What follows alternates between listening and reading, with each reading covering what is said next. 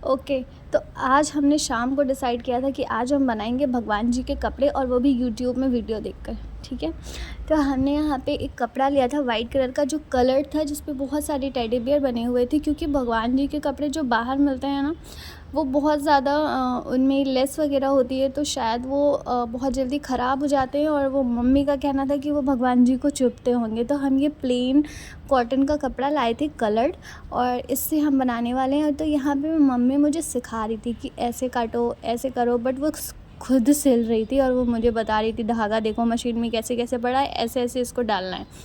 तो मैं कोशिश कर रही थी डालने की, और हाँ, सीखने की भी। और यहाँ पे मुझे थोड़ा सा लग रहा है मेरी आंखें कमज़ोर हो गई हैं मोबाइल देख देख कर, चला चला कर, और इसके लिए डांट भी पड़ी कि और मोबाइल देखो, जिससे कि सुई में धागा ही ना डाल पाओ। पर यहाँ पे मुझे हंसी आ गई, क्योंकि मैंने मम्मी से कहा कि देखो मैंने डाल दिया है धागा। और यहाँ पे मम्मी ने फिर बताया कि इसको ऐसे ऐसे करो, पर वो मुझे बताते बताते खुद ही करने लगी, क्योंकि उनको मुझे बहुत ज़्यादा बताना पड़ रहा था। बट हाँ, हमने धीरे धीरे करके उसको बनाना शुरू किया और बहुत सारी बातें करी। और यहाँ पर मम्मी सोच रही थी कि ये एकदम अच्छे से बन जाए अच्छा सा, तो हम इसको पूरी मेहनत से और पूरी लगन से बना रहे थे। और हमने बाहर मार्केट में देखा है ना कि कपड़े बहुत जल्दी ख़राब हो जाते हैं और उनकी लेस वगैरह बहुत जल्दी निकल जाती है। तो हमने सोचा कि चलो क्यों ना हम लोग भी बना कर ही देख लेते हैं, शायद बन जाए। तो यहाँ पे मम्मी ने जो नीचे का बॉटम था उसको तैयार कर लिया था, उसमें हम लोग चुन्नट डाल रहे थे अच्छे से, जैसे कि कपड़ा होता है एक्चुअल में, क्योंकि हमको ऐसा ही एग्जैक्ट बनाना था। और उसके बाद हमने एक छोटी सी पतली सी पट्टी काटी थी, जिसको हमने ऊपर की तरफ लगाया था। और कपड़ा बन जाने के बाद हम आपको ज़रूर दिखाएंगे भगवान जी को पहना कर कि ये कैसा लग रहा था। बट हाँ, कपड़ा बनाने में मज़ा बहुत आ रहा था, क्योंकि बहुत सारी चीज़ें हो रही थी और बहुत कुछ पता चल रहा था। और ये मेरा फ़र्स्ट टाइम था जब मैंने मशीन चलाई थी। मैंने दीदी को, भैया को, सबको चलाते हुए देखा है, बट मैंने कभी चलाया नहीं है। और ये फ़र्स्ट टाइम था कि मम्मी ने कहा कि मशीन बन गई है, चलो अब इसको चलाओ, सीखो। तो और हाँ, और सबसे बड़ी बात ये है कि वो हमेशा कोशिश करती हैं कि मतलब मैं सब कुछ सीख लूँ, और मुझे जो भी है, जो उनको आता है वो मुझे सिखा दें। तो वो हमेशा कुछ ना कुछ बोलती हैं कि अच्छा ये चीज़ करो, अच्छा इसको ऐसे सीखो, ये चीज़ ऐसे करी जाती है, और ये खाना ऐसे बनाया जाता है, ये खाना भी बनाना सीख लो, और अच्छा इसको ऐसे भी कर सकते हैं। और अगर कहीं कुछ गलती हो जाती है तो वो मुझे उसका वो भी बताती हैं कि हाँ, अगर ये चीज़ ऐसे ख़राब हो गई है तो इसको ऐसे सही कर सकते हैं। तो लाइक जैसे मुझे मतलब मेरी मम्मी मुझे खुद सब कुछ बताती हैं, ऐसे मम्मी भी मुझे सब कुछ बताती हैं कि हाँ, ऐसे ऐसे किया जाता है, ये चीज़ ऐसे करना चाहिए। तो मुझे बहुत अच्छा लगता है कि हाँ ठीक है, चलो मुझे इतने सारे लोग मिले हैं बताने वाले, और मुझे लगता है कि मुझे बहुत सारी चीज़ें आती भी हैं। और यहाँ पे मम्मी और हम बात कर रहे थे और मुझे हंसी भी आ रही थी बहुत ज़्यादा, क्योंकि मुझे मतलब हंसी आती है, क्या ही करूँ मैं।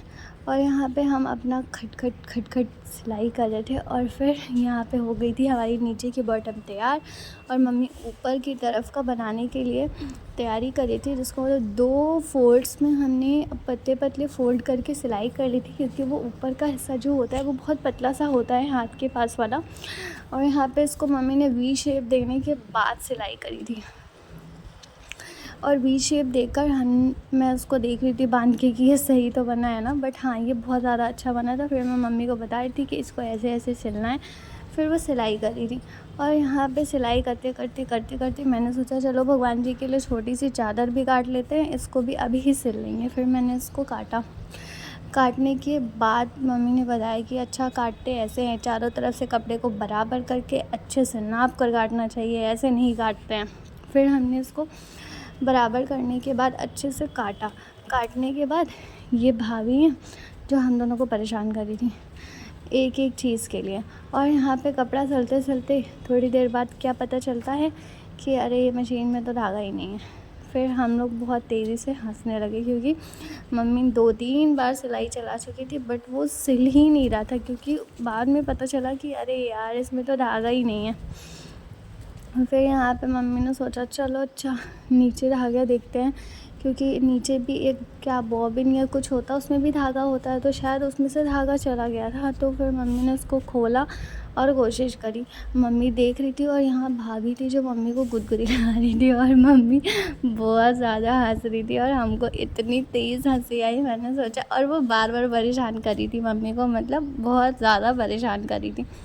और उसके बाद फाइनली यहाँ पे वो मम्मी ने नीचे वाला सही कर दिया था और हमने फिर इसको अच्छे से उसमें फ़िट किया। बट मम्मी बैठी हुई थी तो उनसे फ़िट नहीं हो रहा था, इसलिए हमने कहा चलो हम ही लगा देते हैं।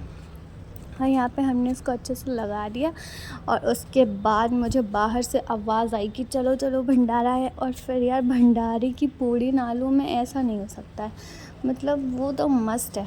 इसलिए मैंने मम्मी से कहा अच्छा ऐसा है कि आप बनाओ और हम ज़रा भंडारा की पूड़ी लेके आते हैं।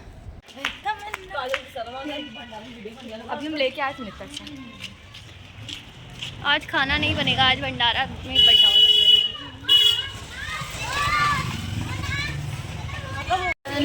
तुझे ये देखिए काफ़ी परिवार बड़ा है, हमारा खानदान है पूरा।